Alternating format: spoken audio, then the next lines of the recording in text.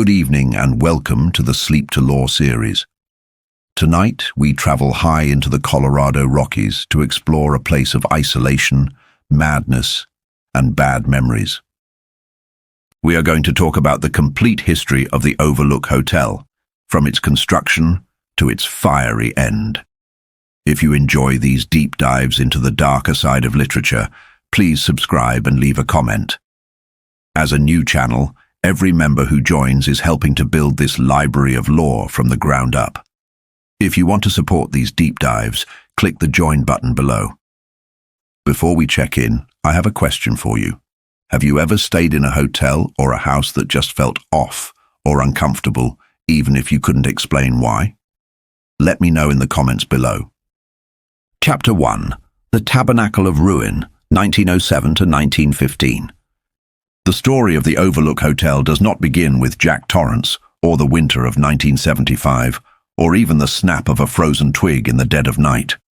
It begins much earlier, in the thinning air of the early 20th century, with the hubris of a man who believed he could conquer the sky. To understand the Overlook, we must understand its genesis, not as a building of wood and stone, but as a battery designed to store human suffering. And like any battery, it needed a charge to begin its long, dark life. That charge was supplied by a man named Bob T. Watson.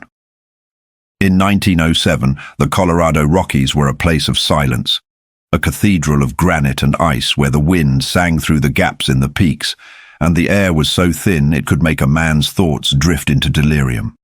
It was here, 40 miles west of the small town of Sidewinder, that Bob T. Watson decided to make his mark. Watson was a man of his time, a figure carved from the rough stone of the American West. He came from a family that had made fortunes in silver, lost them in land speculation, and rebuilt them again. He was a man accustomed to bending the world to his will, a man who had bought governors and congressmen as easily as one buys cattle.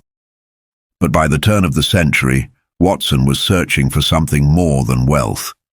He was searching for immortality. He wanted to build the grandest resort hotel in America, a playground for the burgeoning aristocracy of the Gilded Age, situated at the very roof of the world. There is a specific psychological profile common to men who build monuments in hostile places. It is a mixture of arrogance and profound insecurity, a need to scream, "I exist," into the indifferent void of nature. Watson chose a site that was breathtakingly beautiful and logistically nightmarish. He broke ground in 1907, supervising the construction himself. And it is here, in the laying of the foundation, that we see the first glimpse of the Overlook's true nature. A place like the Overlook is not simply built, it is conjured. And almost immediately, the land began to demand a toll. The construction phase was plagued by the kind of misfortunes that superstitious men call curses and realists call bad luck, but which in hindsight look suspiciously like a predator testing the fences. But the true turning point, the moment the mortar of the Overlook was mixed with blood, occurred before the doors ever opened. It involved Watson's son, Boyd. Boyd was the favorite son, the vessel for all of Bob T. Watson's hopes for the future. In the autumn of the construction years, while the skeleton of the hotel was still rising against the grey sky, Boyd was riding his pony, a creature named Rascal. The geography of the hotel grounds is important here. Where the famous topiary garden, those hedge animals that would later terrorize the Torrance family, would eventually stand, there was at that time a chaotic pile. We can imagine the scene through the lens of a father's grief. The sharp mountain air, the smell of sawdust and pine resin, the sound of hoofbeats thudding against the hard-packed earth. Boyd, young and full of the invincibility of childhood, urged the pony toward the lumber pile, intending to jump it. It was a foolish, reckless act, the kind of thing boys do 1,000 times and survive. But the Overlook does not forgive mistakes. The pony's rear hooves caught the timber. The animal went down in a tangle of screaming horseflesh and shattering wood. Boyd was thrown clear, but he landed wrong. His neck snapped. This is the first distinct beat in the Overlook's rhythm of tragedy. the death of the child. It is a motif that will repeat decades later with the arrival of Danny Torrance, though the outcome will be different. For Bob T. Watson, the death of his son was the moment the hotel ceased to be a business venture and became an obsession. A rational man might have walked away, seeing the site as tainted. But Watson was already in the grip of the sunk cost fallacy, a psychological trap where one continues to invest in a losing proposition because of what has already been paid. Watson had paid with his son's life. To abandon the hotel now would be to admit that Boyd died for nothing. And so he doubled down. The grief hardened him. He became bald, developed ulcers, and grew older than his 40-odd years. His wife, Sarah, saw what was happening with the clarity that often comes to those standing on the periphery of obsession. She hated the hotel. She recognized it not as a legacy, but as a tomb. In a moment of terrifying insight, she told him, "You've put that hotel up in the tabernacle of your heart, built it on the bones of your firstborn son." The use of the word tabernacle is instructive. A tabernacle is a dwelling place for the divine, a holy container. Sarah realized that her husband had elevated this structure to the status of a god, displacing his family and his own soul. She warned him that he would die a poor and sorry man before he saw a penny of profit. It was a prophecy, and like most prophecies in the lore of the Overlook, it was destined to come true in the most painful way possible. Sarah died of influenza shortly after, joining her son in the cold earth, another sacrifice to the insatiable appetite of the building. By 1910, the hotel was finally ready to open. It was a magnificent edifice boasting 110 rooms, a lobby wide enough to house train cars, and a crystal chandelier that hung above the grand staircase like a diamond heart. But the atmosphere was already curdled. The opening ceremony on June 1st was a surreal disaster, a mask of the Red Death played out in the Colorado mountains. The day was brilliantly clear, but the omens were dark. A woman, the wife of one of the first guests, fainted during the ribbon cutting. When revived, she claimed she had seen something in the lobby, something that didn't look like a man. This is a crucial detail in the lore. Even in its first hour of operation, the Overlook was already projecting its ghosts, already playing with the minds of those sensitive enough to feel its frequency. But the true horror of the opening night was physical, not spectral. A congressman, a close political ally of Watson's, was the guest of honor. During the celebratory dinner, amidst the clinking of crystal and the murmur of the wealthy, the congressman choked on a piece of steak. The scene is described with grotesque vividness in the hotel's history. The man turned purple, staggering among the tables, knocking over vases of flowers, eyes bulging in a silent plea for help.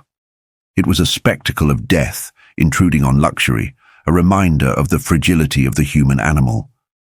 A medical student attempted an emergency tracheotomy in the kitchen, but his hand shook, or perhaps the hotel simply wanted its due.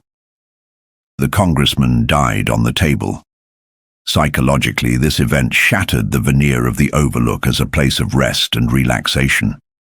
It established the hotel as a place where the social contract, the safety of wealth and status, could be voided in an instant.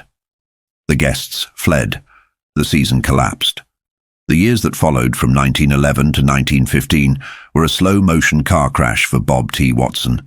The elements themselves seemed to conspire against him. The winters in the Rockies are famously cruel, but for the Overlook, they were personal. The roads leading to the hotel, paved at great expense, disintegrated under the cycle of freeze and thaw. Contractors cheated him. The weather turned erratic, with black snow falling in August, an omen of rot and decay. Watson's financial ruin was absolute. He had poured millions into the ground, refusing to lay off staff even when the guest register was empty, convinced that the next season would be the turning point. He was blinded by his obsession. There is a terrifying moment in the records where his accountant confronts him with the reality of his situation, debts piling up, creditors circling, and Watson realizes he has simply forgotten taking out a second mortgage. This forgetfulness is not merely stress. It is the influence of the Overlook. The hotel dulls the sharp edges of reality, making the outside world seem distant and unimportant, while the internal reality of the hotel becomes the only thing that matters. We see this later with Jack Torrance, who forgets his responsibilities to his family in favor of the hotel's history. Watson was the prototype. The hotel was eating his mind, stripping away his business acumen and his common sense, leaving only the husk of his obsession.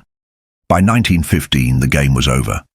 Faced with bankruptcy and the loss of his creation, Watson made a deal that sealed his fate. He sold the hotel to a man named James Paris, a sharp-eyed investor who saw the Overlook for what it was, a distressed asset ripe for the taking. But Watson attached a condition to the sale, a condition that speaks volumes about the depth of his pathology. He demanded that he and his surviving son, Richard, be kept on as caretakers. It is a tragic irony.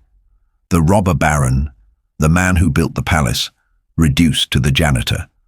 But for Watson, it was a victory. He didn't care about the title or the money.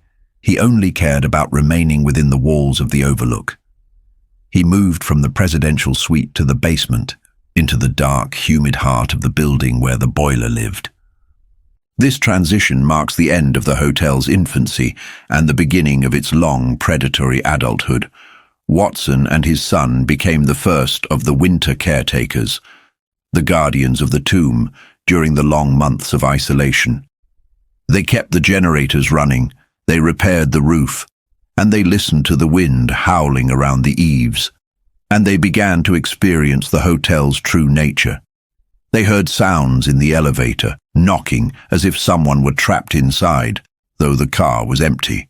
They heard the phantom sounds of a woman sobbing in the lobby. They saw the ghosts of the past replaying their traumas on a loop. Watson, in a moment of terrifying déjà vu, looked out the window and saw his dead son, Boyd, riding his pony toward the lumber pile, a replay of the fatal accident. He smashed his hand through the window in a futile attempt to stop it, cutting himself, mixing his blood once again with the glass of the Overlook. The relationship between Watson and the hotel is the foundational text for everything that follows. He was not just a victim, he was a collaborator. He fed the hotel his fortune, his family, and finally himself. He died on the grounds in the 1930s, ostensibly from an electrical accident while fixing a light socket. But in truth, he had been dead since 1915. He had become part of the hotel's digestive system, another ghost to be filed away in its archives. As we look at this first era, the tabernacle of ruin, we see the establishment of the Overlook's primary weapon, the manipulation of time and perception. The hotel exists outside of linear time. The year 1910 is bleeding into 1975. The grief of a father in 1908 is the same grief that will haunt Jack Torrance decades later. The hotel accumulates these emotions, grief, panic, greed, obsession, and layers them like sediments in rock. The boiler in the basement, which Watson tended with such devotion, becomes the perfect metaphor for the hotel itself. It is a pressurized vessel, old and patched, containing a dangerous, explosive energy that is always threatening to creep into the red zone. Watson passed this duty to his son, who passed it to others, a lineage of men tending a machine that wanted to kill them. When James Paris took ownership in 1915, he likely thought he was buying a piece of real estate. He didn't realize he was buying a living entity with a distinct personality, one that was jealous, vindictive, and hungry. Paris would bring a new era of decadence to the hotel, a mask of the Red Death, aimed at drowning out the silence of the mountains. But the foundation had been laid. The bones of the child were in the ground. The blood was on the floorboards. The Overlook was awake. In the silence of the off-season, When the snow piles up against the windows and the phone lines go dead, the hotel remembers.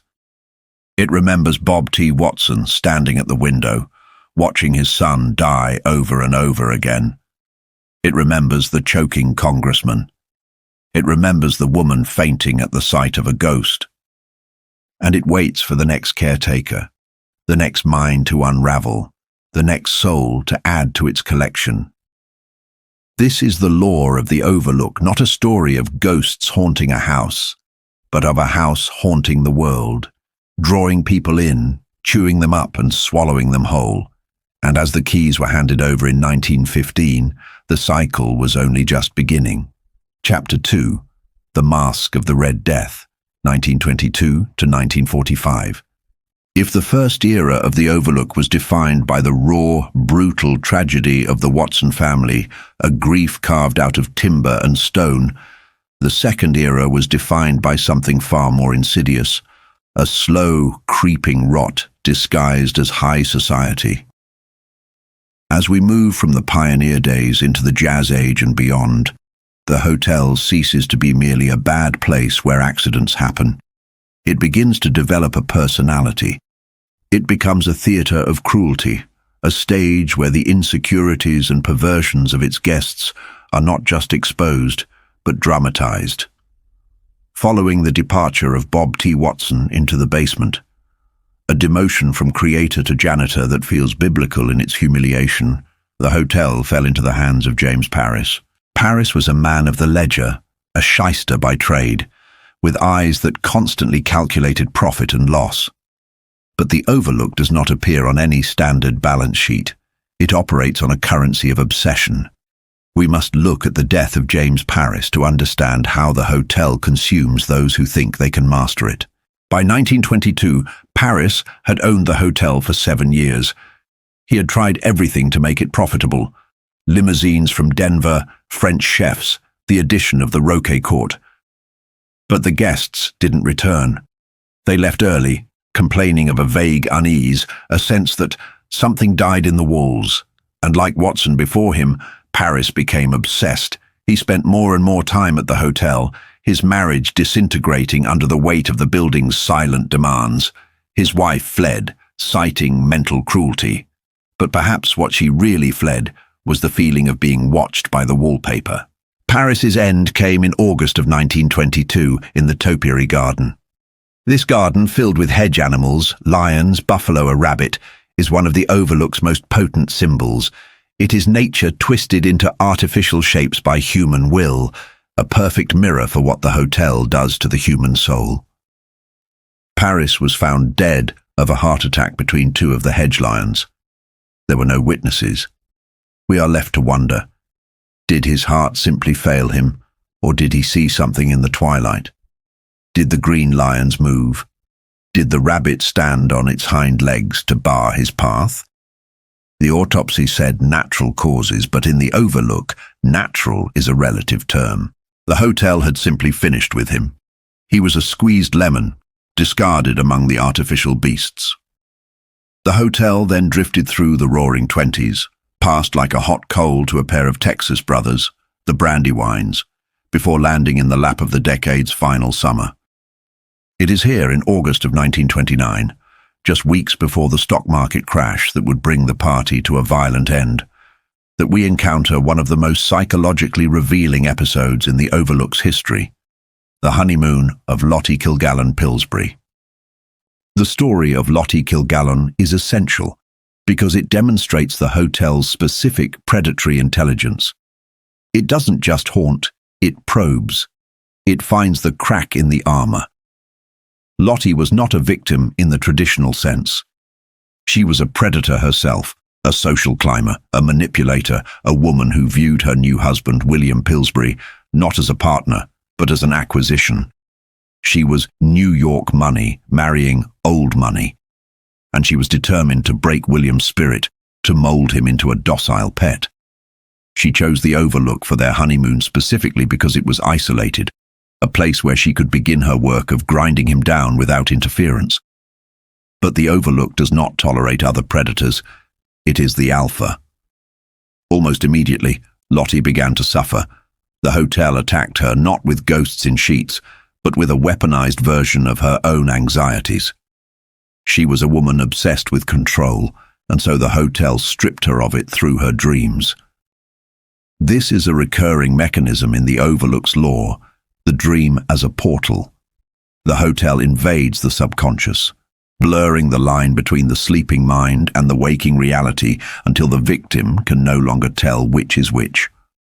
Lottie's nightmares were vivid, architectural, and terrifyingly specific. In one, she was in the hotel elevator, that brass-caged bird of prey that Danny Torrance would later learn to fear. In Lottie's dream, the elevator operator was a corpse, a scarecrow stuffed with rotten straw, taking her down not to the lobby, but to a hell of flames and basalt. In another dream, the hotel was on fire, and the fire hoses, the canvas snakes coiled on the walls, came alive to bind her, holding her in place to be burned. Note the symbolism here. Lottie, who wanted to bind her husband, is herself bound. The hotel is turning her own desires against her. But the most significant element of her experience, and the one that adds a layer of deep lore to the building's anatomy, is the concept of creeping. In her delirium, Lottie becomes obsessed with a phrase that drifts through her mind. You have to keep an eye on the boiler because if you didn't, she would creep on you. At this point in history, Lottie knows nothing of the boiler in the basement, nor of the delicate pressure gauges that Watson watches. Yet the hotel implants this knowledge. The creep is the hotel's heartbeat. It is the pressure building up, the inanimate object gaining agency. Lottie begins to suspect that the entire hotel, the walls, the floors, the furniture, is capable of movement when she isn't looking. The climax of her stay occurred on the fourth night. Lottie, an insomniac due to her terrors, reached under the bed for an ashtray. In the darkness beneath the frame, something met her hand. It wasn't dust, it wasn't a shoe, it was a canvas hand, a texture reminiscent of the fire hoses she feared. It grasped her wrist. This moment is pure psychological horror. The space under the bed is the primal locus of childhood fear, the place where the monster hides. For Lottie, a woman who prided herself on being an adult, a sophisticated manipulator, to be reduced to a thumb-sucking child cowering in the corner is the ultimate humiliation. The hotel didn't kill her. It broke her. It shattered her facade of control. She fled the next morning, but the damage was done. 20 years later, Lottie committed suicide in a cheap motel, leaving a note that referenced the Overlook. The hand that grabbed her in 1929 didn't let go until 1949. The hotel plays the long game. It plants a seed of madness and waits for it to bloom. Following the disaster of 1929, the hotel slipped into the long grey coma of the Great Depression. It stood vacant, a hollow shell high in the Rockies, collecting snow and silence. But silence in the Overlook is never empty. It is expectant. It was waiting for a man whose ego was large enough to fill its cavernous halls. Enter Horace Derwent. If the Overlook has a patron saint, it is Derwent. Purchased in 1945 at the tail end of the Second World War, the hotel found in Derwent a kindred spirit. Derwent was a millionaire, an inventor, a pilot, and a ruthless businessman who had made a fortune in munitions and aviation. He was a man who believed that money could alter reality.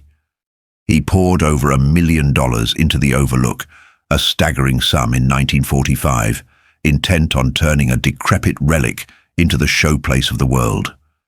Derwent's psychology is vital to the script of the hotel.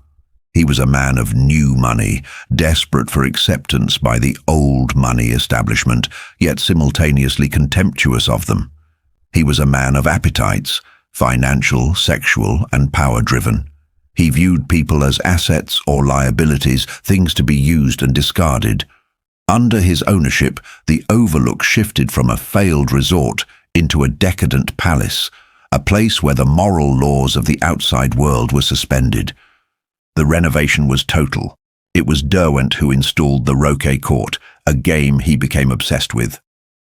Roquet is a brutally precise version of croquet, played on a hard court with slate borders. It is a game of angles and vicious impacts, perfectly suited to a man like Derwent. He played it with a social secretary who taught him the game, a man named Lewis Toner. The tragedy of Lewis Toner, known in the law as the Dogman, is perhaps the most heartbreaking and grotesque chapter in the hotel's history. It illustrates the theme of degradation that permeates the walls. Lewis was not just an employee. He was Derwent's lover, a kept man in an era when such things were deeply hidden. Lewis was an accountant, a man of modest build and modest dreams, who made the fatal mistake of falling in love with a narcissist. By 1945, Derwent was tiring of Lewis.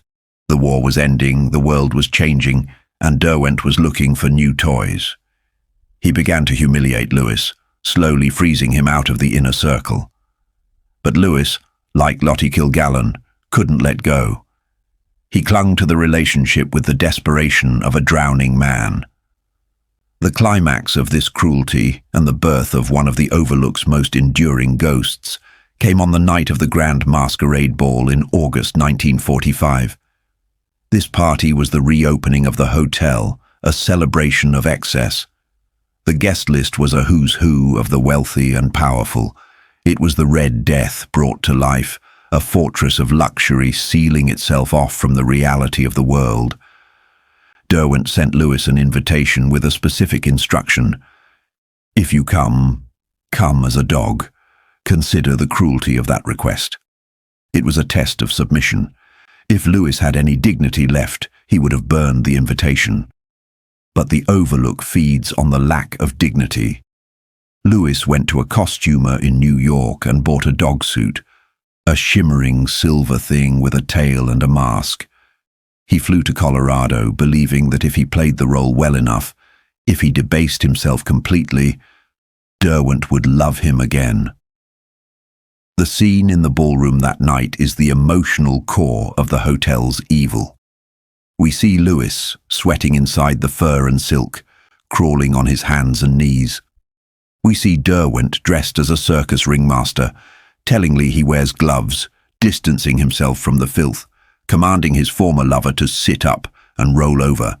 The guests, the beautiful people, the Astors and the Vanderbilts, laugh.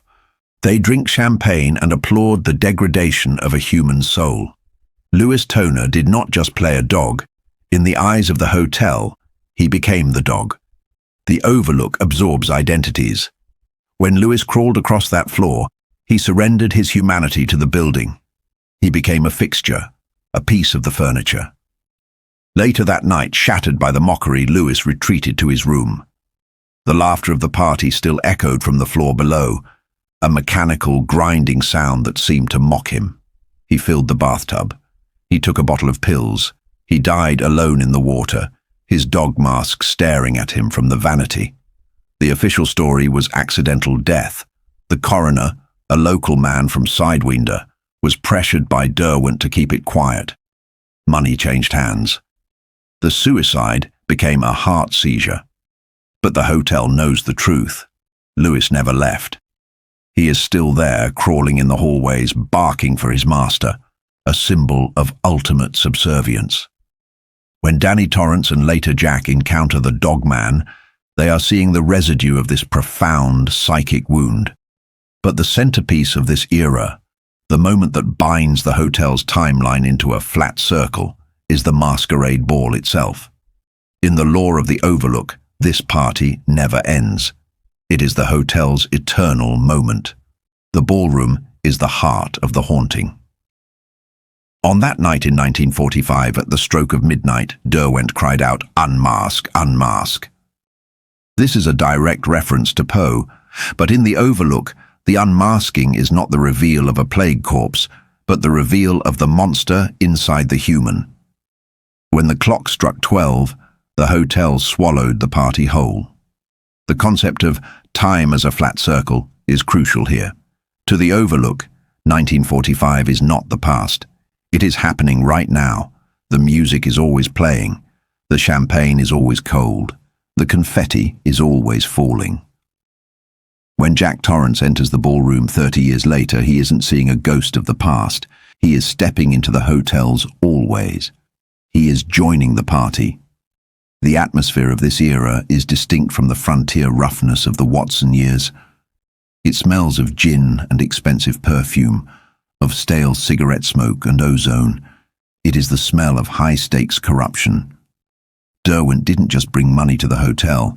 He brought a kind of radioactive amorality. He used the hotel to launder money, to broker backroom deals, to entertain the darker elements of society.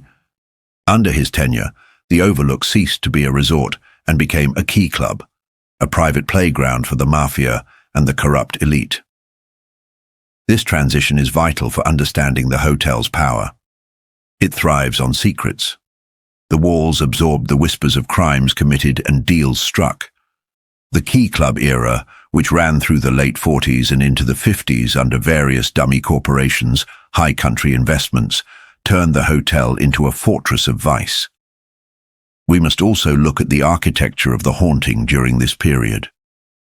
The hotel began to manifest its power through electricity and mechanics. The elevator, the cage that terrified Lottie, became more active. The clock in the ballroom, a magnificent timepiece under a glass dome, became a symbol of the hotel's mechanical heart. The clock does not mark the passing of time, it marks the trapping of time.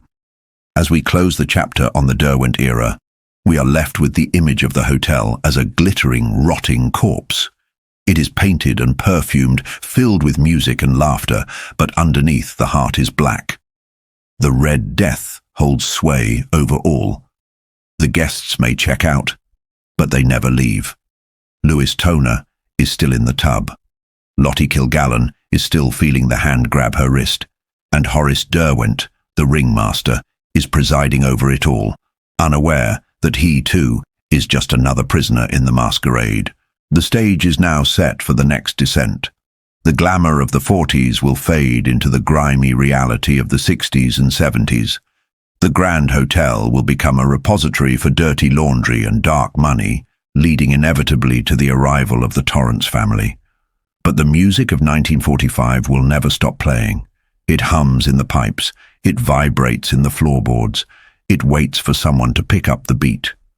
Chapter 3, Dirty Laundry and Dark Money, 1946 to 1970.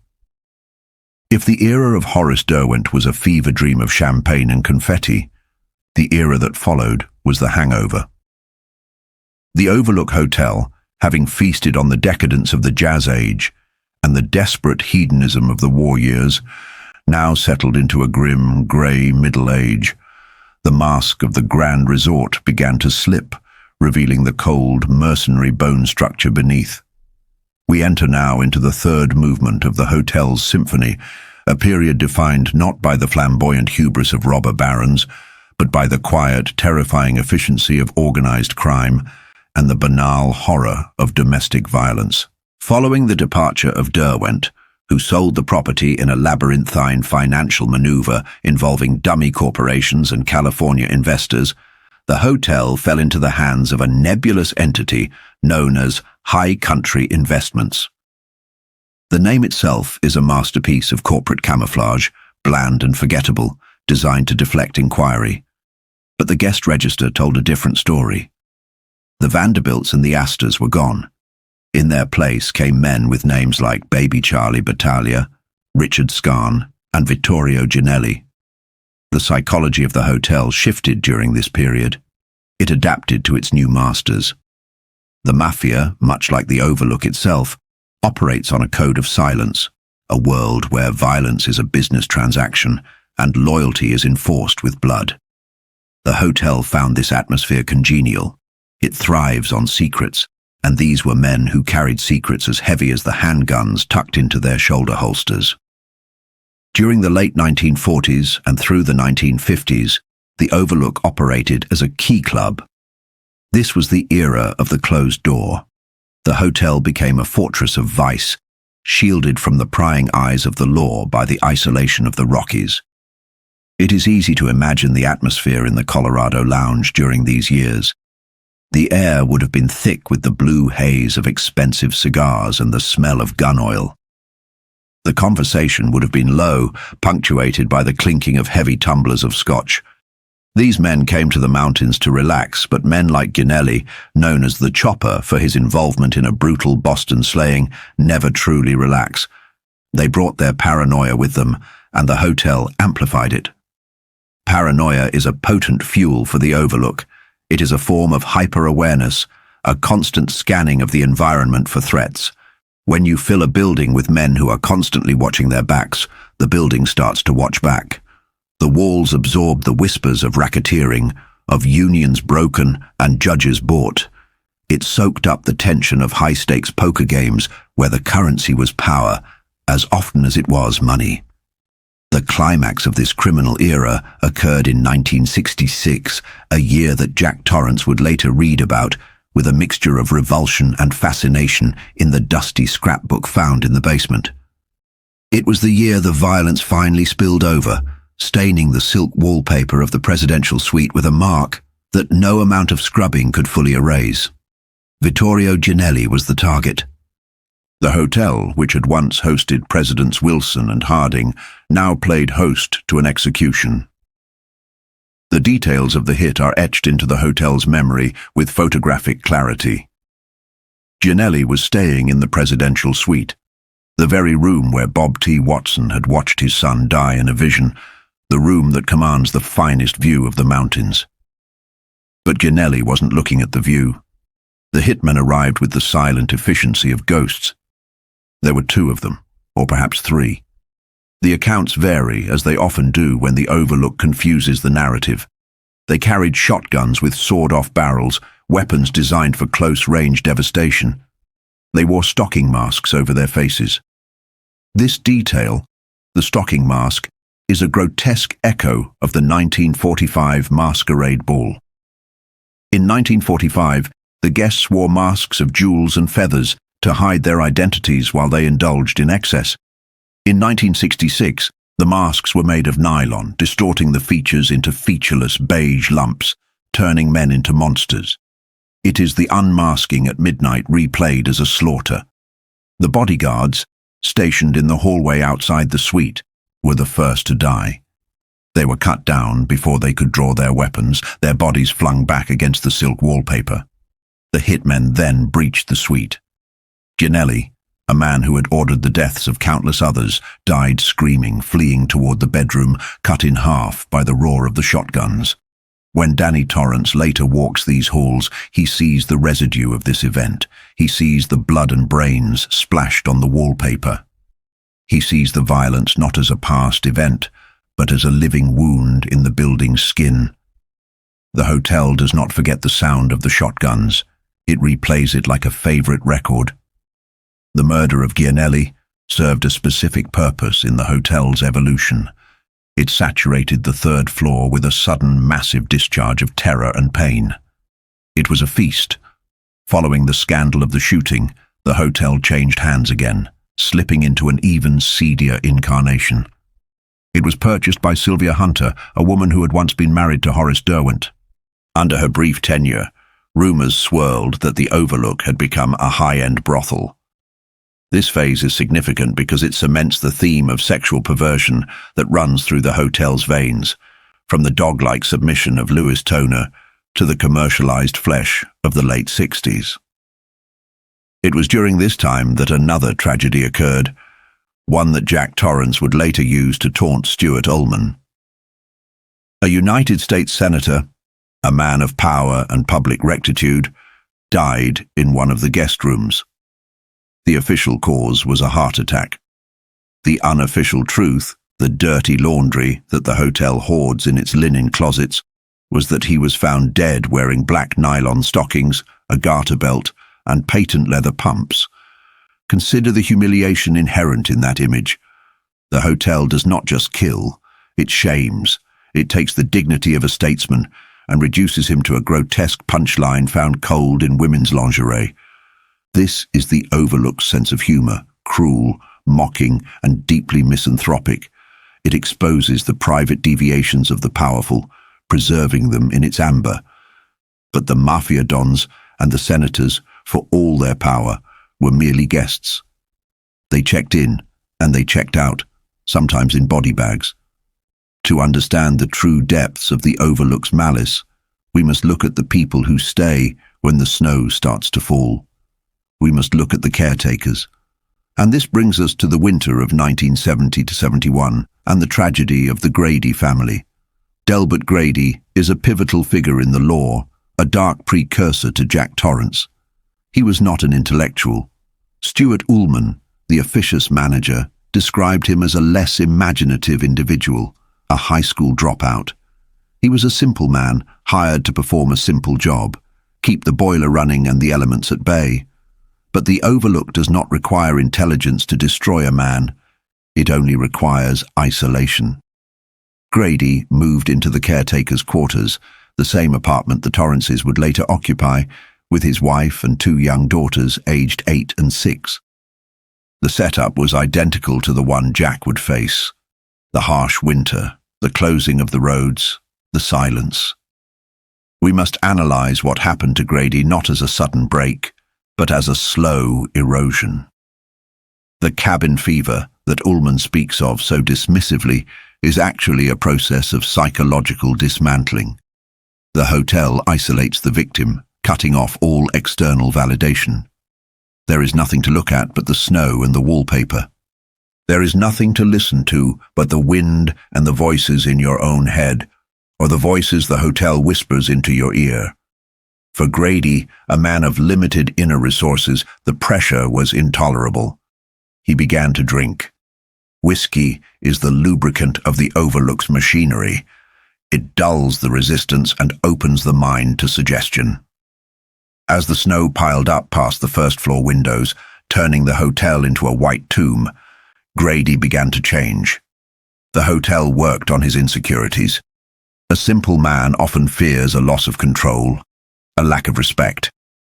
The Overlook offered him a new persona. It whispered to him that he was not just a janitor, he was a disciplinarian. He was a man of importance. Later, when Jack Torrance encounters the ghost of Grady, he does not meet a rough, uneducated laborer. He meets a man in a tuxedo, a butler with the clipped, polite diction of an English servant. This transformation is terrifying. The hotel rewrote Grady's personality. It turned him into the perfect servant, a man obsessed with order, rules, and correction. The tragedy unfolded with the inevitability of a Greek drama. Grady came to believe that his family was the problem. They were interfering with his duties. They were not respecting the hotel. His wife, likely terrified by the change in her husband, tried to stop him. His daughters, innocent and confused, perhaps tried to steal matches or break the rules of the rigorous structure he had imposed. To the Overlook, disobedience is a sin that requires blood. Grady later describes his actions to Jack with chilling euphemisms. He did not murder his family, he corrected them. He corrected his wife when she tried to stop him from doing his duty. He corrected his daughters when they turned out to be thankless children. The physical details of the murders are brutal. Grady used a hatchet on the little girls. He used a shotgun on his wife.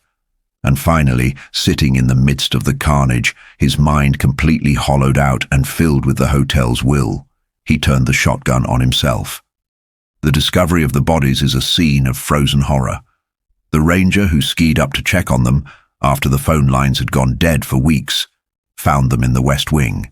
They were frozen solid. The hotel had preserved them, just as it preserved the senator and the mobsters. The Grady tragedy serves as the direct template for what the hotel intends for Jack Torrance. It is the dress rehearsal. The hotel learned that it could successfully manipulate a father into destroying his own progeny. However, it also learned that Grady was, perhaps, too weak a vessel. He killed himself, ending the game too soon. The hotel wants a caretaker who will keep on caretaking, who will join the staff permanently. The legacy of the Grady girls is particularly poignant. They become fixtures of the hallway, lurking in the peripheral vision of those who shine. They are not the menacing spirits that the dogman or the woman in room 217 are. They are victims, tragic echoes of fear, holding hands in the dark. They represent the innocence that the hotel devours. As we examine this era, the dirty laundry and dark money phase, we see the hotel solidifying its identity. It is a place where the social contract is voided. It is a place where the powerful are brought low and the weak are weaponized. The transition from the 1960s into the 1970s sees the hotel sitting empty for long stretches, fermenting in its own juices. The High Country Group sells it. Other investors come and go, losing money, frightened away by the atmosphere. The hotel is biding its time. It is waiting for a specific combination of traits. A man with a volatile temper, a vulnerability to addiction, and a latent talent, perhaps a writer's imagination that can be twisted into madness. It is waiting for the Torrance family. But before Jack, Wendy, and Danny arrive, we must acknowledge the physical state of the hotel in 1975. It is no longer the pristine palace of 1910, nor the glittering jewel of 1945. It is aging. The boiler is old and creeps, a ticking time bomb in the basement. The roof needs shingling, the wallpaper is fading, the archives in the basement are rotting piles of paper, a compost heap of history, where Jack will eventually dig for secrets. The hotel is hungry. It has been surviving on the small change of occasional guests and the residual energy of past tragedies. It needs a meal. And in Danny Torrance, a boy with a psychic shine, brighter than anything it has ever encountered, it sees a feast. The stage is set. The history is written in blood and invisible ink. The ghosts are in their places, the dogman in the hallway, the woman in the tub, the mobsters in the suite, and Delbert Grady, the perfect butler, standing in the shadows with a towel over his arm, waiting to serve the next guest. The Overlook is open for business, and the roads are about to close. Chapter 4. The Caretaker's Bargain, 1975 to Arrival. We arrive now at the threshold of the final act. The stage has been set with the blood of the Watson family, the decadent madness of the Derwent era, and the cold, professional violence of the mob years. The Overlook Hotel stands high in the Rockies, a vessel filled to the brim with 60 years of psychic residue. It is a loaded gun, waiting for a finger to brush the trigger. In the autumn of 1909, the hotel was new and hungry. By the autumn of 1975, it is old and starving. It has been surviving on scraps, the occasional guest, the residual echoes of past tragedies, but it craves a main course. It requires a specific kind of energy to rejuvenate itself, a power source that can turn the whispers in the halls into shouts. And in the fall of 1975, a small Volkswagen Bug winds its way up the mountain roads carrying the perfect fuel. This chapter of the law is defined by a trinity of pressure. To understand the catastrophe that follows, we must understand the three distinct forces that converge on Jack Torrance. There is the corporate pressure, embodied by the manager Stuart Ullman. There is the physical pressure, embodied by the boiler in the basement. And there is the internal pressure, the dry, drunk rage and guilt that Jack carries within his own soul. The story of the Torrance family's arrival begins not at the hotel doors, but in the office of Stuart Ullman. This interview is one of the most psychologically dense scenes in the history of the Overlook, a masterclass in passive-aggressive dominance.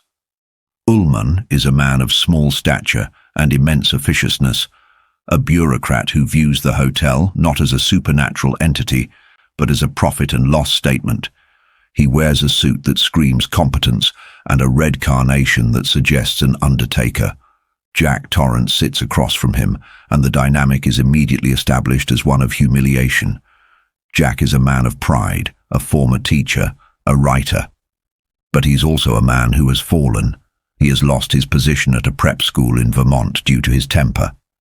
He is a recovering alcoholic who has broken his own son's arm in a drunken rage. He is desperate.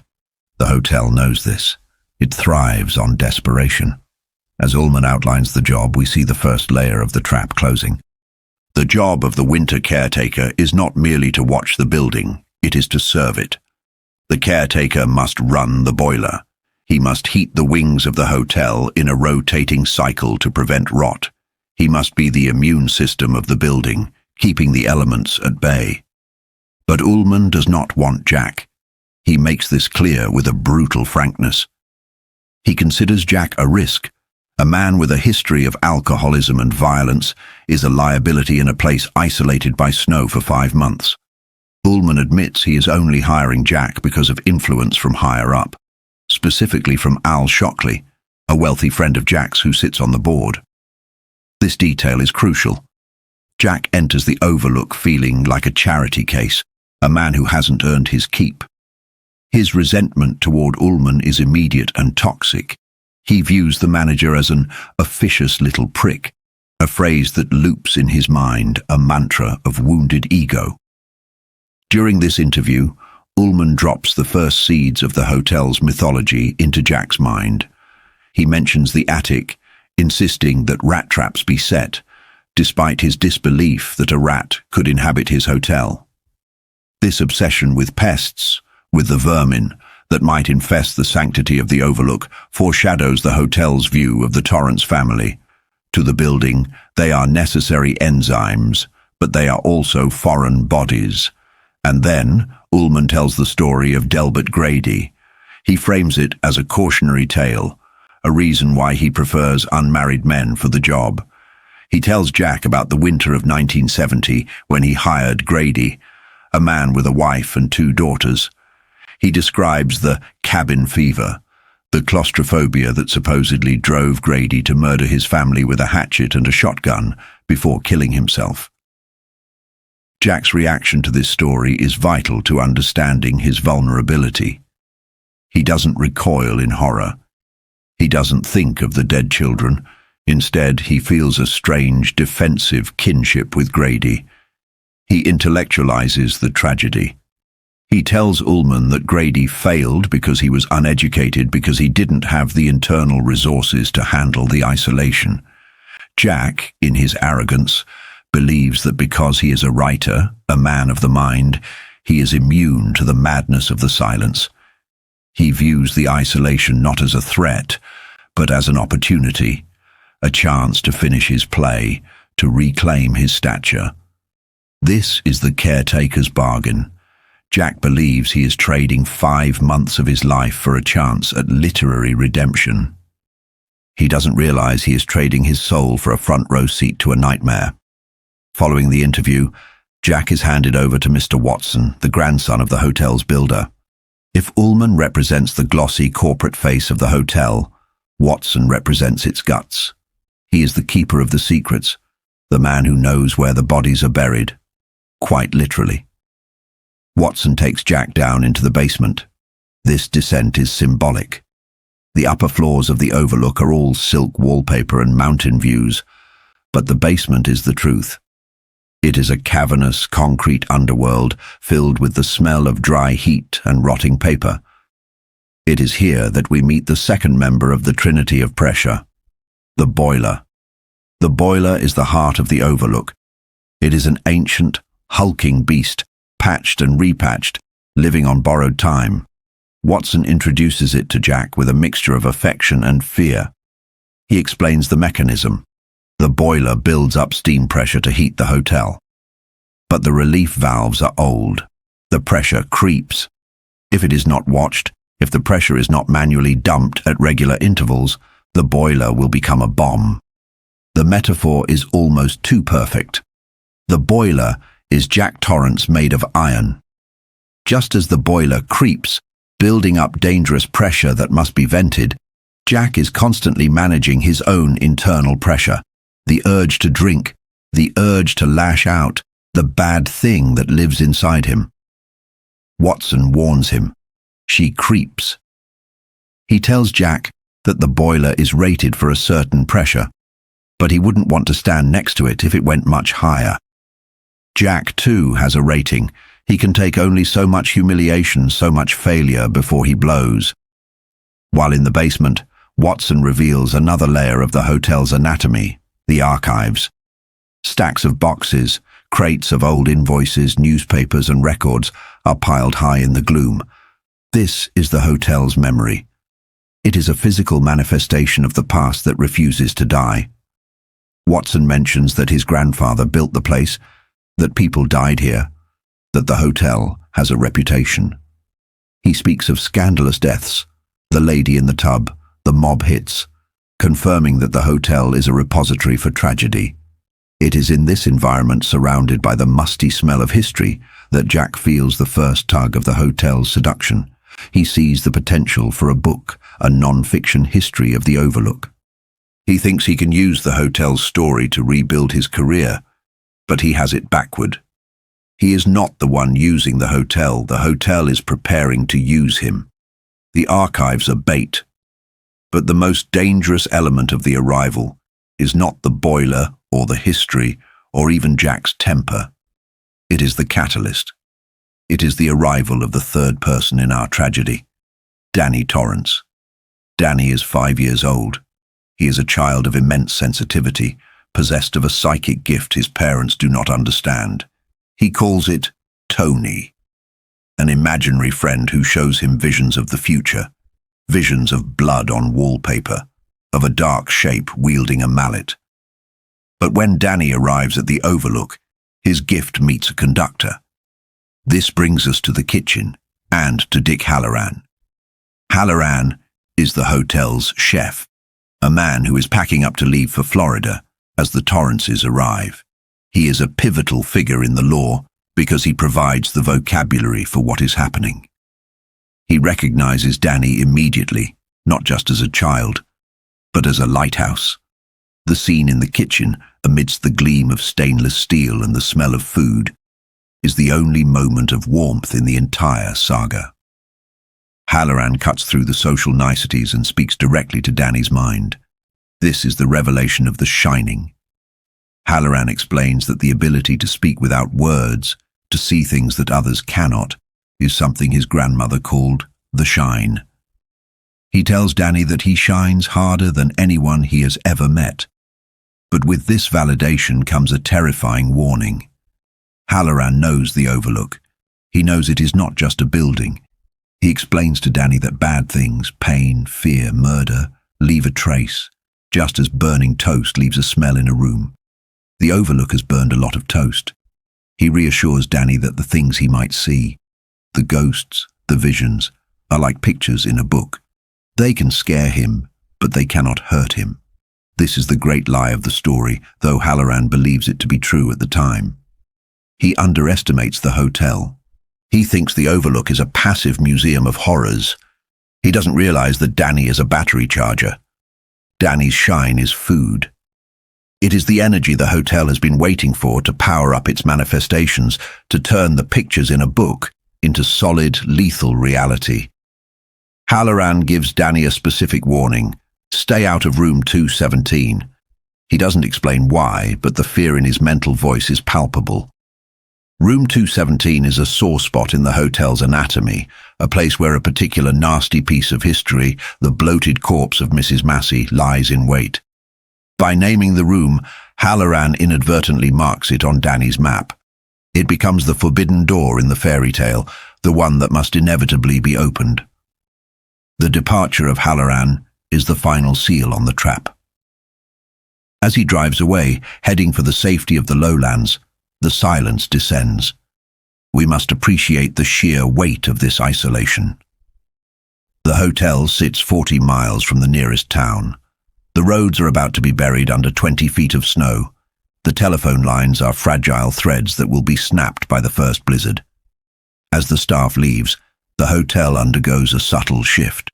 When it was full of people, the noise of the living drowned out the noise of the dead. But now, with only 3 small heartbeats inside its vast shell, the hotel begins to wake up.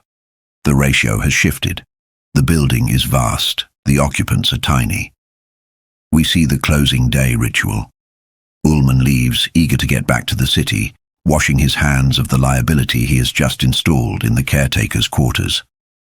Watson leaves, offering a final, lecherous wink at Wendy and a warning to Jack about the boiler. The last of the guests check out. The lobby, once bustling, becomes a cavern of shadows. The furniture is draped in sheets looking like phantom shapes in the gloom. The Torrance family stands on the porch, watching the last car disappear down the winding mountain road. This moment is the psychological event horizon. They have crossed over. They are now the sole inhabitants of a kingdom that operates on its own laws. Jack feels a surge of possessiveness. He stands looking out at the mountains, at the vast property that is now his. He feels the keys in his pocket. He feels the power of the position. He believes he is the master of the Overlook. He is unaware that he is merely the latest slide in a projector that has been running for 60 years. Wendy, however, feels the dread. She is the character most grounded in reality, the one who senses the hostility of the environment. She worries about the food, about the isolation, about her husband's fragility. She is the canary in the coal mine, already twitching before the gas has fully leaked. And Danny? Danny stands between them, a small boy holding a terrifying amount of power. He can hear the hotel thinking. He can hear the elevator motor humming in the silence. He can feel the pressure of the boiler in the basement and the pressure of the ghosts in the walls. He is the conduit. As the sun sets on their first night alone, the Overlook Hotel is no longer dormant. It has been fed a caretaker with a cracked mind, a woman with a fragile heart, and a boy with a soul that shines like a supernova. The digestion process begins. The caretaker's bargain has been struck. Jack has promised to keep the hotel warm and safe. In return, the hotel has promised to make him famous, to give him the story of a lifetime. Both sides will keep their promises in the most horrific way imaginable. The snow begins to fall. The pressure in the boiler begins to creep. And in the darkness of the presidential suite, in the silence of the Colorado lounge, and in the depths of room 217, the guests are getting ready to welcome their new friends. The grand party is about to resume, and this time it will last forever. Chapter 5. Unmasking the Midnight, the Haunting. The snow has fallen, the roads are gone. The telephone lines, those fragile copper threads connecting the Overlook to the rational world, have been severed by the winter wind. The hotel is now a closed system, a sealed terrarium where the atmosphere is rapidly becoming toxic. We have witnessed the arrival, the settling in, the deceptive quiet of the early weeks. But as the calendar turns toward December, the hotel begins to flex its muscles. We enter now into the phase of active haunting, but to call it a haunting is almost too passive a term. What happens in the Overlook is not merely the appearance of ghosts, it is a breakdown of the barriers between times. The hotel does not just remember the past, it reenacts it, and it demands participation. The energy provided by Danny Torrance, that high-voltage psychic battery, has fully charged the building's systems. The lights are flickering on in the empty rooms. The elevators are moving without passengers. The masks are preparing to come off. This chapter is defined by the fluidity of reality. In the Overlook, time is not a river flowing in one direction. It is a stagnant pool. The events of 1945, 1966, and 1975 are all suspended in the same dark water, swirling together. And for the Torrance family, the struggle is no longer about keeping the boiler running or the food stocked. It is a struggle to determine what is real and what is a projection of the hotel's malicious will. The first major breach in Jack Torrance's reality occurs not in the darkness of a corridor, but under the bright, deceptive sun of an October afternoon. It begins on the roof. Jack is up there replacing shingles, engaging in the manual labor he believes will redeem him. He is feeling good, feeling strong. He is the protector of the hotel. But the hotel has a way of turning protectors into threats. While tearing up rotted flashing, Jack uncovers a wasp nest. The symbolism here is potent. The wasp nest is a hidden danger, a capsule of pain tucked away beneath the surface, much like Jack's own temper. He is stung, a sharp, sudden injection of venom that breaks his reverie. His reaction is immediate and disproportionate. He curses the wasps with a vitriol that belongs to a man fighting a much larger enemy. But it is what follows that reveals the true psychological mechanism at play. Jack remembers his father. The memory is vivid.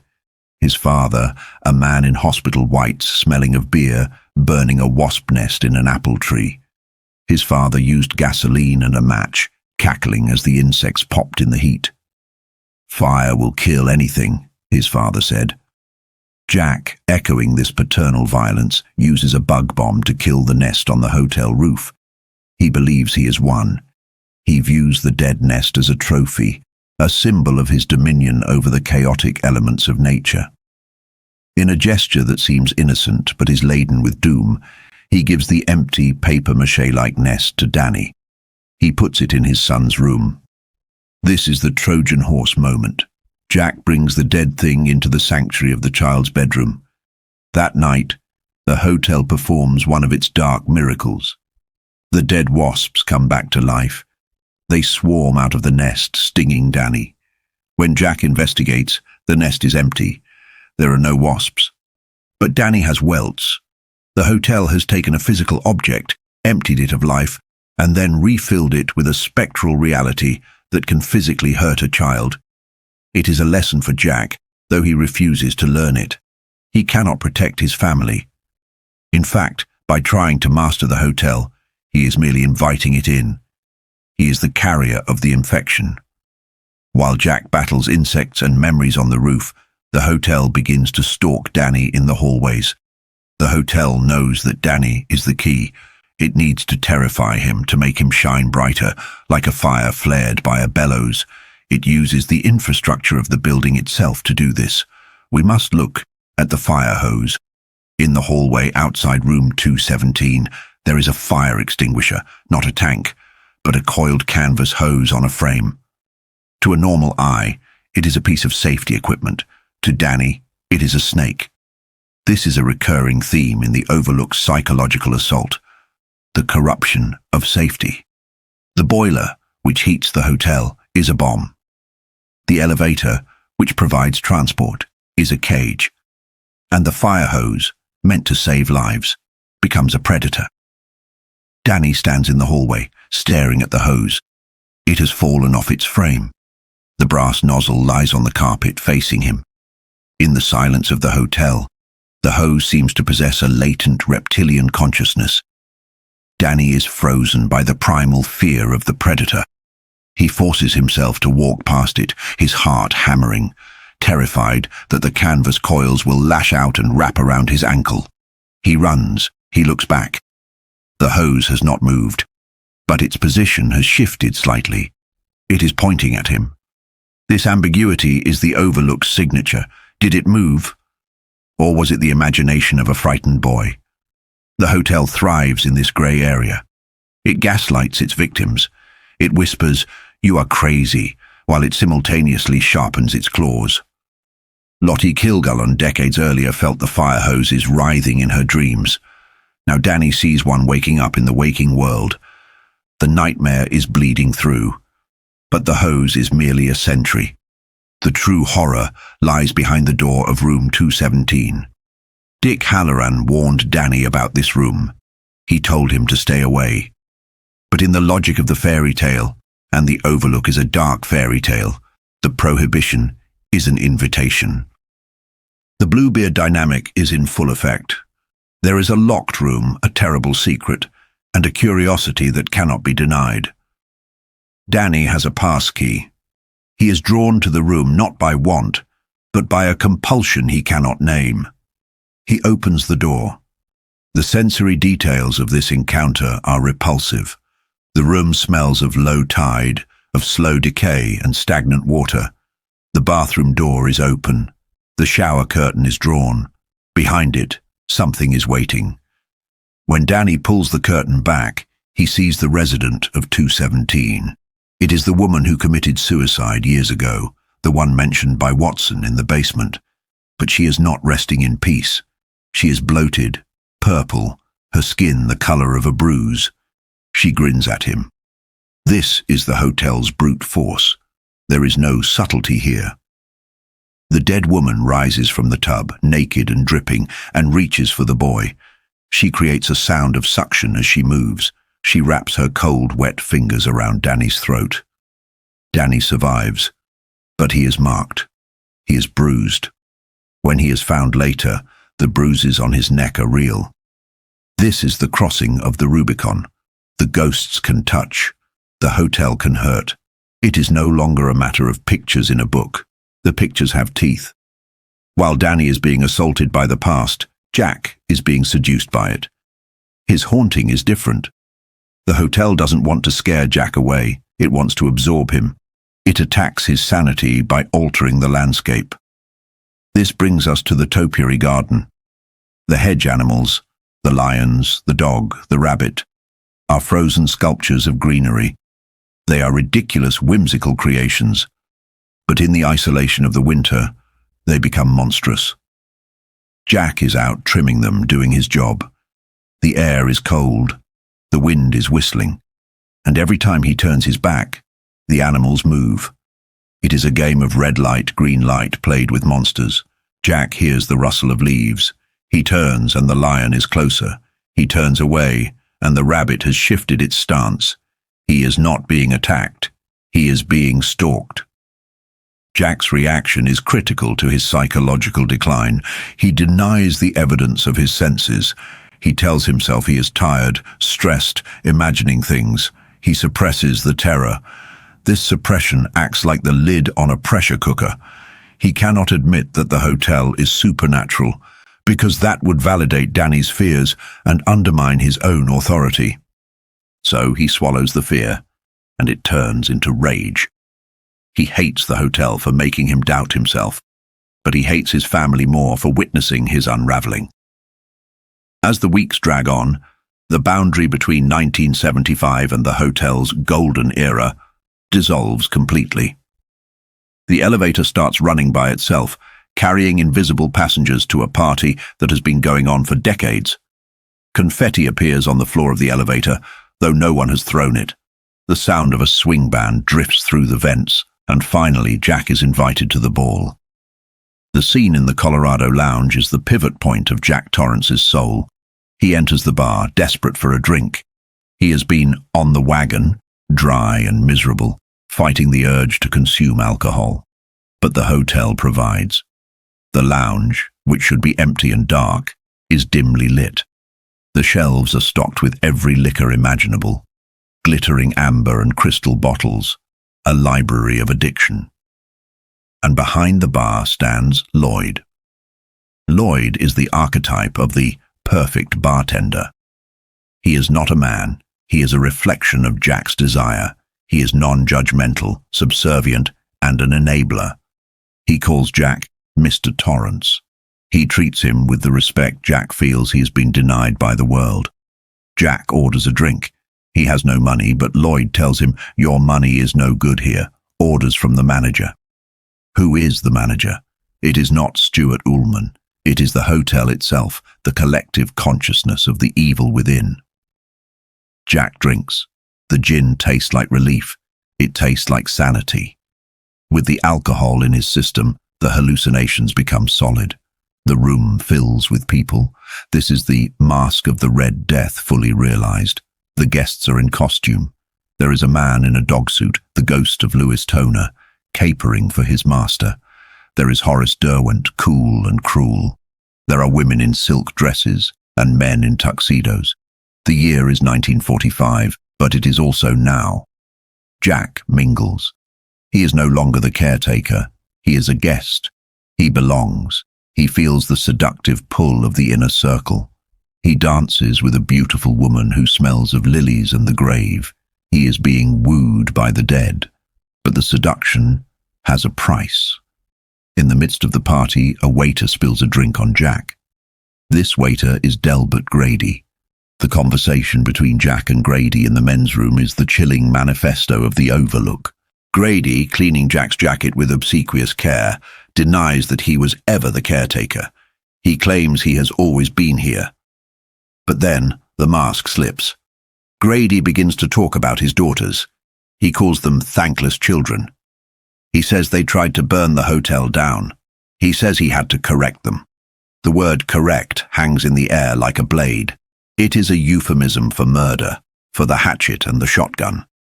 Grady tells Jack that his own son, Danny, is a problem. Danny is willful. Danny is trying to bring outside parties into the hotel, referring to the telepathic distress call Danny is sending to Halloran. Grady suggests that Jack needs to instruct his family. He needs to show them who is boss.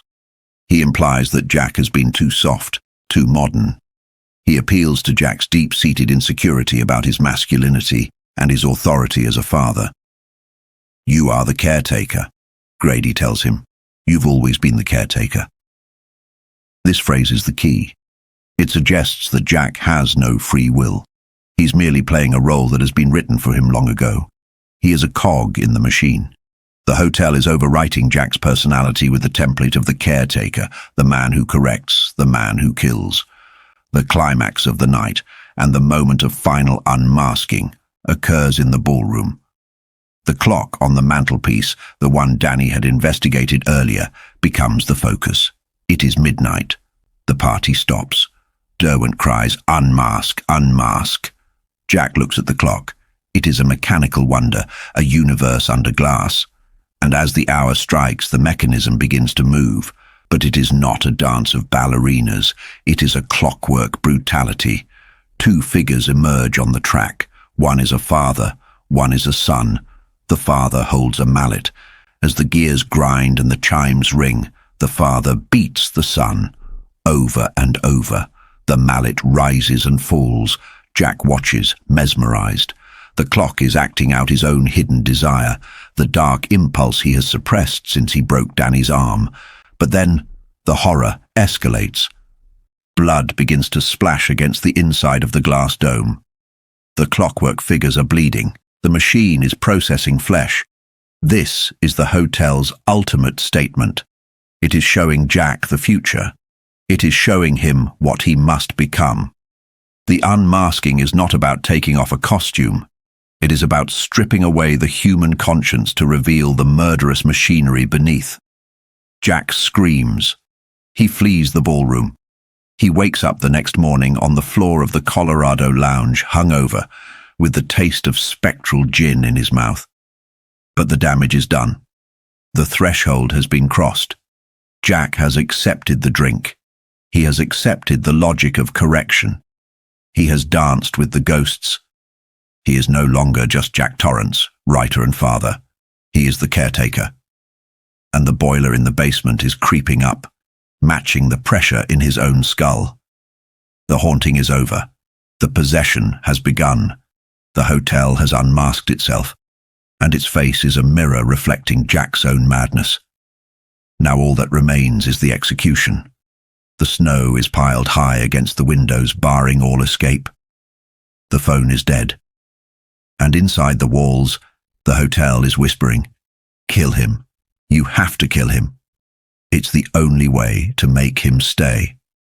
Chapter 6. The boilers scream, the destruction. The party is over. The confetti has settled into the dust of the carpet, and the champagne has gone flat.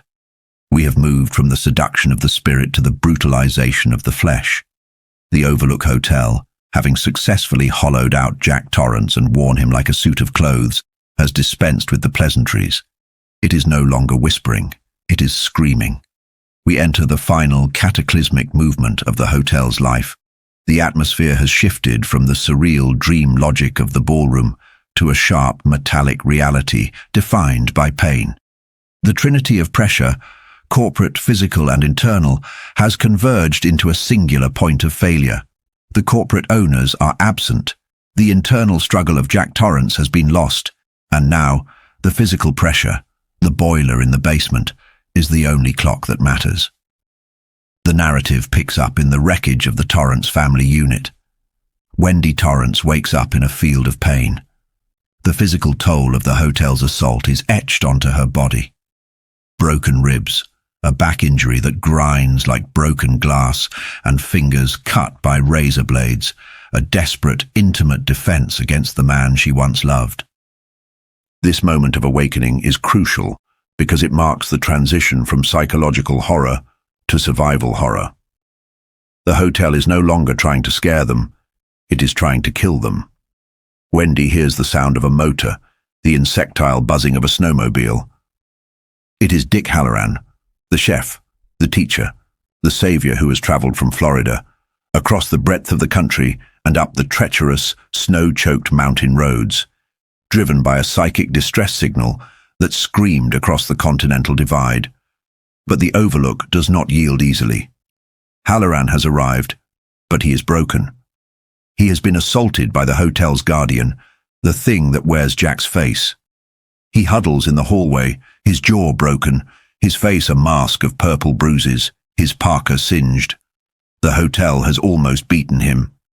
It has used a roquet mallet, that symbol of Horace Derwent's decadent games, to try and crush the skull of the outside party. The geography of the third floor now becomes a battleground. Jack, or the entity possessing him, is hunting Danny. He is screaming for the boy to come out and take his medicine. This phrase, "take your medicine," is a terrifying echo of the domestic abuse narrative. It frames violence as a corrective measure, a perverted form of parenting. The hotel believes it is disciplining a wayward child, correcting a flaw in the system. Danny stands his ground in the hallway. This is the pivotal moment of the entire saga, the confrontation between the shine and the shadow. Danny is 5 years old, but he is also ancient. The shine has stripped away his childhood illusions. He looks at the monster approaching him, a figure hunched and hulking, wielding a blood-drenched mallet, and he does not see his father. He sees the false face. This recognition is the hotel's greatest fear. The Overlook relies on deception. It relies on the victim believing in the mask. When Danny looks at the creature and says, "You're a mask," he strips the hotel of its power. He denies it the fear it craves. He tells it, "You're not my daddy." He identifies it as a cheat, a liar, a false face that has stolen a man's body because it is too cowardly to exist on its own. The entity's reaction is a mixture of rage and confusion. It tries to maintain the charade, claiming the physical proofs of identity, the birthmarks, the body parts. But Danny sees the truth. The man who was Jack Torrance is buried deep inside, a prisoner in his own flesh.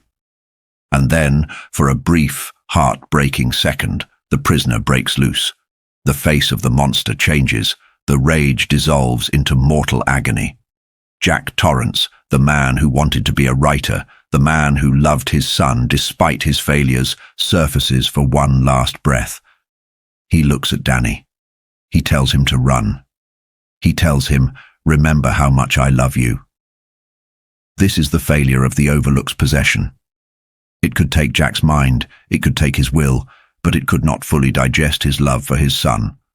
That single spark of humanity acts as a wedge, jamming the gears of the possession just long enough to change the outcome. But the hotel is relentless. The window of humanity slams shut. The entity regains control, and in a fit of self-destructive fury, it turns the mallet on itself. It destroys Jack's face. This act of self-mutilation is symbolically profound. The hotel is erasing the human vessel.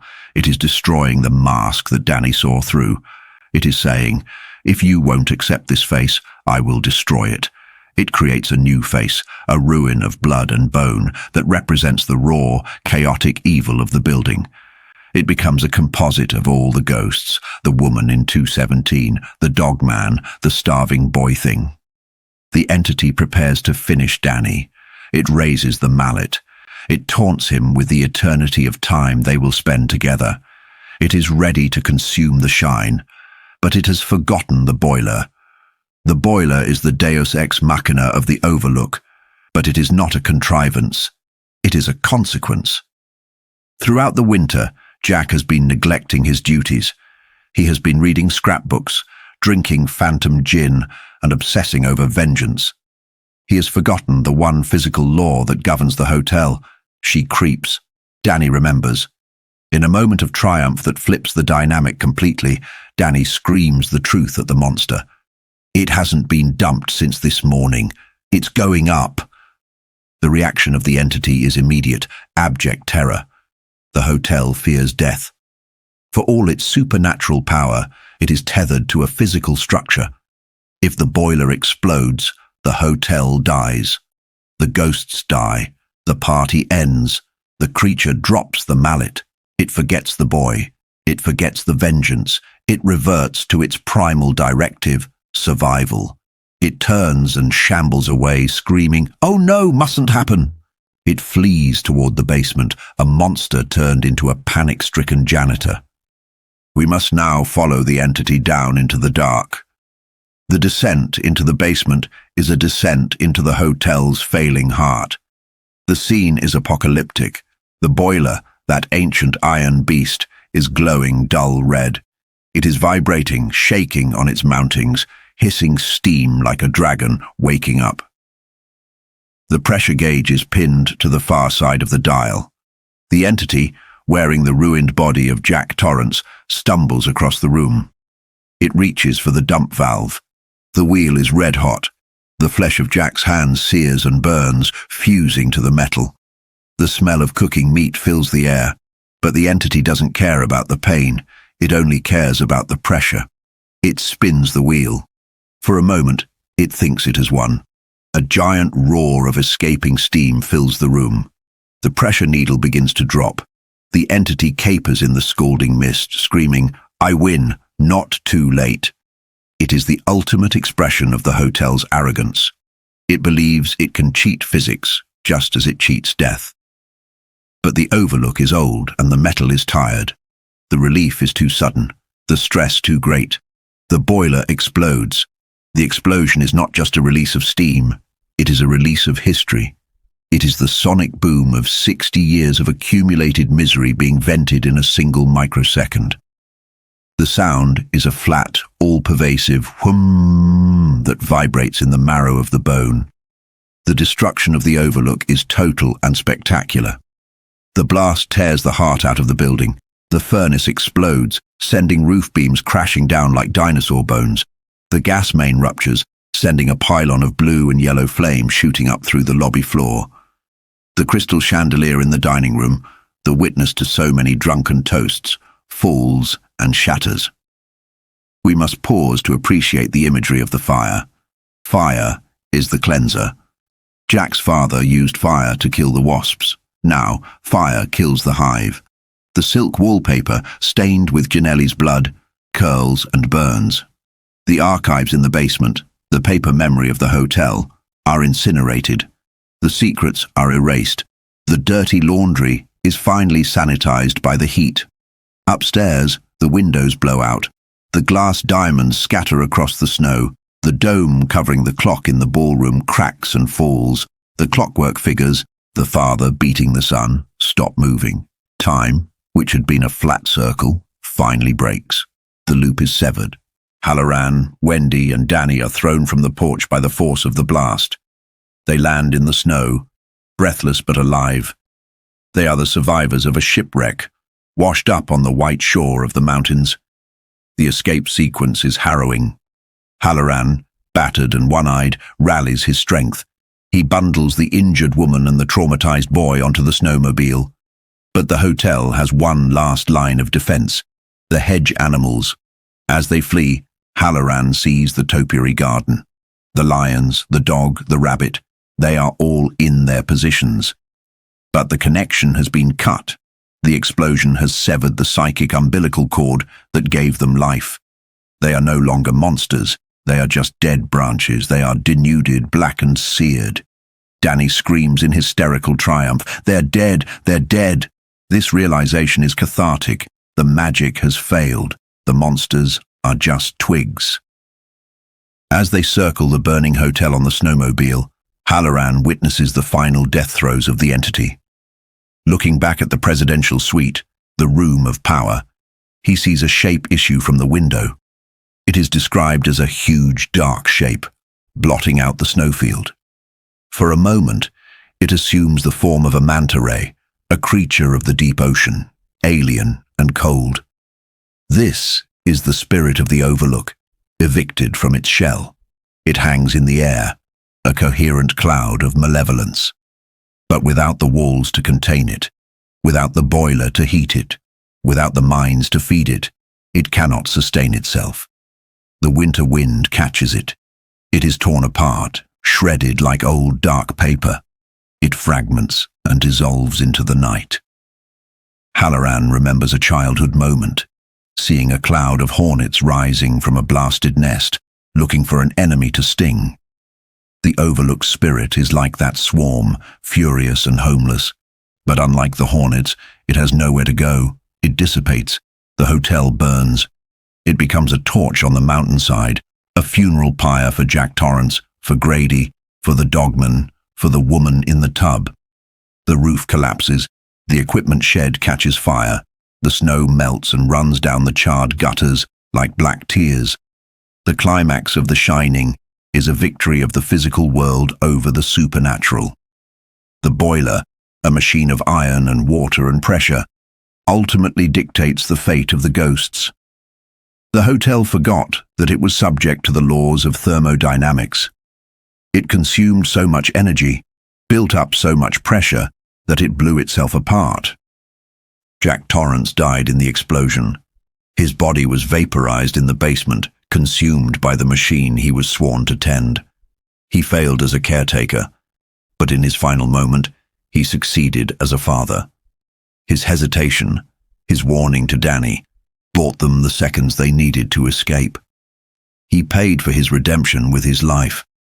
As the snowmobile buzzes away into the darkness, heading toward the lights of the rescue party coming up from Sidewinder, the Overlook is left to burn alone.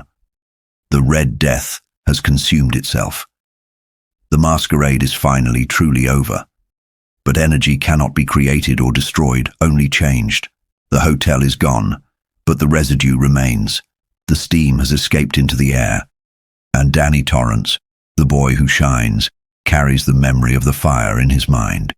He has survived the nest, but he has been stung, and the poison will linger in his blood for a very long time. The boiler has screamed its final note. The silence of the mountains returns, heavier than before, settling over the smoking ruins of the tabernacle. The ground is bad, and though the building is gone, the earth remembers. Chapter 7. The Steam and the Lockbox, Aftermath and Legacy. The fire is out. The boiler has screamed its final cataclysmic note, and the Overlook Hotel has been reduced to a footprint of ash and cellar holes in the Colorado snow. But in the lore of The Shining, destruction is rarely the end. It is merely a phase change. Matter becomes energy, architecture becomes memory, and trauma, if left untended, becomes a ghost that follows you home. We enter now into the epilogue that spans decades, a chapter that explores the radioactive half-life of the Overlook.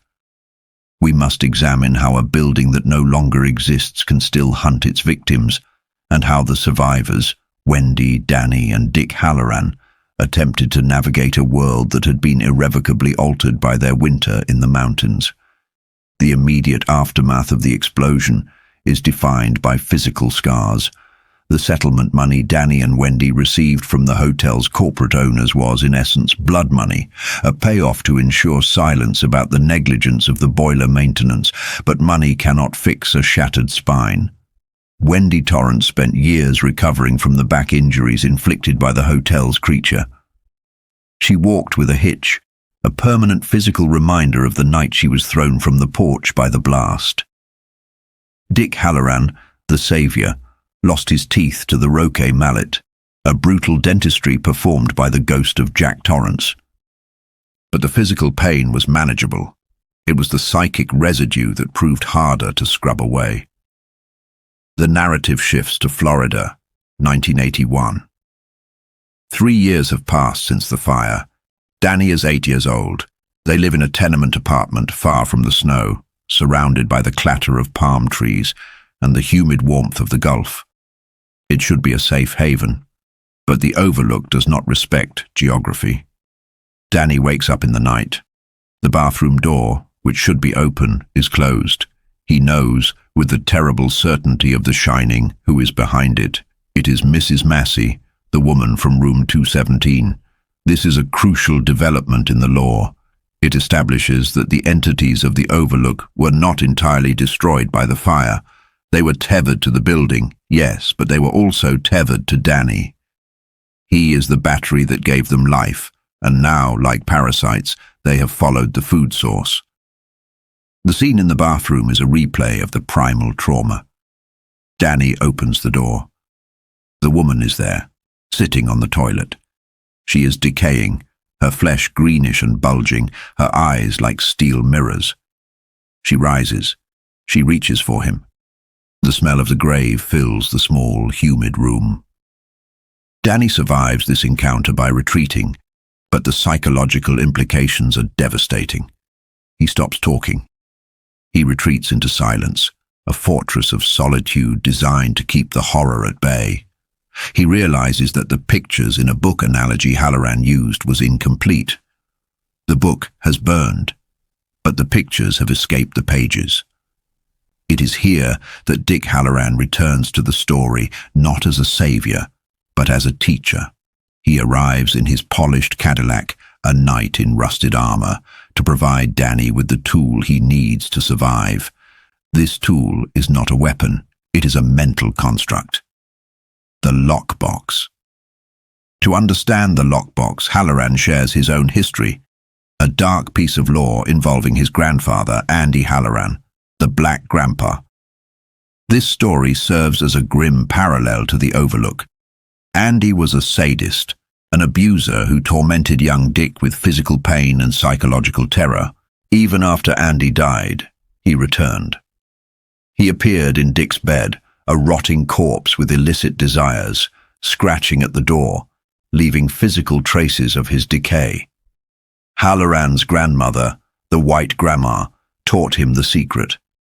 She explained that these spirits, the preverts and the angry ghosts, are sustained by the shine. The shine is food. By fearing them, by acknowledging them, the psychic feeds them. The solution is not to fight them, but to starve them, to imprison them. Halloran gives Danny a physical lockbox, a green metal strongbox from Western Auto. He tells Danny to memorize it, to feel its cold steel texture, to understand its mechanism. And then, he tells him to build a duplicate in his mind. This is the weaponization of the Mind Palace. Danny learns to construct a mental prison. When the ghosts come, and they do come, he is ready. The next time Mrs. Massey appears, this time in the bathtub, Danny does not run. He walks in. He engages her, and then, using the sheer force of his will, he shoves her into the mental lockbox and slams the lid. He visualizes the lock snapping shut. He hears her muffled screams from inside the box, but they are distant. She is contained. Later, when Horace Derwent, the master of the masquerade, appears in Danny's bedroom closet, shaking confetti from his decaying suit and asking if everyone is enjoying the party, Danny does the same. He locks him away. This is the victory of the mind over the memory. Danny turns his head into a vault. He takes the monsters of the Overlook and turns them into specimens, preserved in the amber of his own consciousness. He learns that the only way to survive trauma is to compartmentalize it, to lock it away, where it cannot hurt you. But the story does not end in Florida. The legacy of the Overlook is not just in the ghosts it produced, but in the ground it stood upon. We must jump forward in time to the era of Dr. Sleep to see what became of the site itself. The Overlook is gone, but the location remains. It is now the Bluebell Campground, a place for RVs and weekend hikers. The state of Colorado has built a viewing platform called Roof of the World on the spot where the hotel once stood. It is a tourist trap, sanitized and safe, or so it seems. The ground is still bad. The energy that Bob T. Watson tapped into in 1907, the energy that drove Jack Torrance mad, is still there, humming in the earth. And like a beacon, It attracts a new breed of predator. Enter the True Knot. The True Knot are distinct from the ghosts of the Overlook. They are not dead. They are ancient.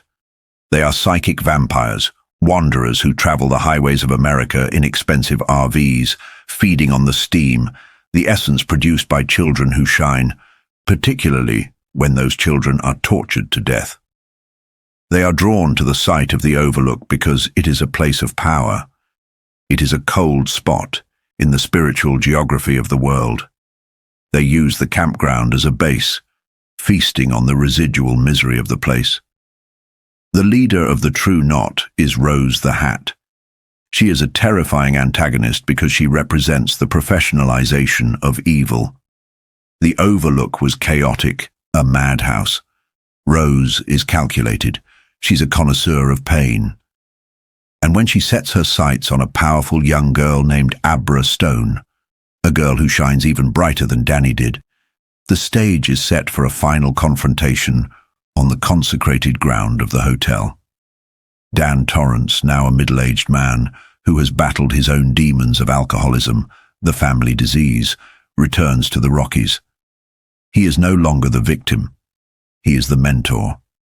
He is taking on the role of Halloran, guiding the next generation. The climax at the Bluebell campground is a masterclass in using the hotel's legacy as a weapon. Dan realizes that he is not just fighting Rose, he is fighting the history of the place. But he has a secret weapon. He has the lockboxes, but he also has something else. He has the steam of a dying woman, Conchetta Reynolds, who passed away in a hospice. In the lore of the True Knot, the steam of the sick is poison. It is the only thing that can kill them. Dan has inhaled this tainted steam, holding it in his lungs like a diver holding his breath, turning his own body into a trap. The confrontation takes place at the Roof of the World platform. Rose is there, arrogant and hungry, believing she has trapped Abra, but she has underestimated Dan Torrance. She views him as a steamhead, a cow to be milked. She does not realize he is the son of the caretaker. Dan releases the steam. It is a red mist, a cloud of spiritual poison. It rolls over the members of the True Knot who are hiding in the Overlook Lodge. It is a massacre. The vampires, who have lived for centuries by feeding on the pain of others, are consumed by the sickness of the dead. They die screaming, their bodies dissolving, leaving nothing but empty clothes. But Rose survives the initial blast. She is strong, and she is furious. She confronts Dan on the platform, high above the ruins of the hotel. The physical setting is important here. They are standing in the air, on a wooden gallows built over the grave of the Overlook. The battle is psychic and physical. Rose tries to push Dan off the platform, to crush his mind. But Dan is not alone. He has Abra, who is projecting her consciousness to help him, and he has the ghosts. In a moment of supreme irony, the lockboxes in Dan's mind are opened. The ghosts of the Overlook, Mrs. Massey, Horace Derwent, the owners of the dirty laundry, are released. But they are not released to haunt Dan. They are released to feed on Rose, or rather, the energy they represent is unleashed. The steam of the Overlook's history collides with the steam of the True Knot. It is a clash of two different kinds of evil, the chaotic, insanity-driven evil of the hotel versus the predatory, parasitic evil of the Knot. Rose is pushed. It is a physical act, a shove generated by the combined wills of Dan and Abra. She falls from the platform. Gravity, the ultimate law that even the Overlook cannot defy, takes her. She hits the ground and dies. Her body, ancient and held together by stolen steam, disintegrates. She becomes dust in the wind, just like the dark shape Halloran saw fleeing the burning hotel years ago. The aftermath of this battle brings us to the most emotional moment in the entire saga. The True Knot is dead. The threat to Abra is gone. Dan stands on the platform, catching his breath, the adrenaline fading, and he sees him. Standing on the broken rail of the platform, looking out at the mountains, is a man. He is transparent, a ghost, but he is not a monster. He is not the creature with the roquet mallet. He is not the thing that screamed for his medicine. It is Jack Torrance, but it is Jack as he was before the hotel took him. It is the Jack who loved his son. He looks at Dan, now a man older than Jack was when he died, and he smiles. He raises a hand to his mouth and blows a kiss. This gesture, the flying kiss, was their bedtime ritual. It is the symbol of the bond that existed before the alcohol, and the ghosts destroyed it. Dan returns the kiss. He weeps. This moment is the true exorcism. The destruction of the hotel in 1975 destroyed the physical structure, but it didn't heal the wound. The lockboxes in Florida contained the trauma, but they didn't resolve it. It is only here, standing on the ruins, that the circle is closed. Jack Torrance finds his peace. He is not one of the hungry ghosts. He was a victim, just like the others, and now he is free. He fades away, leaving the platform empty. As Dan leaves the Bluebell campground with Billy Freeman, the silence returns to the mountains. The ground is still bad, perhaps. The memories are still there, but the active malice has been drained. The steam has been released. The battery is finally, truly dead. The lore of the Overlook Hotel is a story of consumption. It consumed the Watsons, the Derwents, the Gradys, and the Torrances. It consumed the innocence of a child and the sanity of a father. But in the end, it consumed itself. The lockboxes in Dan's mind are empty now. The pressure in the boiler is gone. The masks have been put away. And as the winter snow begins to fall on the roof of the world, covering the ashes of Rose the Hat and the scars of the old hotel, we are left with the final enduring truth of The Shining. The world has teeth. The hotel had teeth. But love, the messy, flawed human love of a father for his son, of a teacher for his student, of an uncle for his niece, is the only thing that can break the jaw. The Overlook is closed, and this time, there will be no reopening. Now, let's step out of the cold and into the lobby.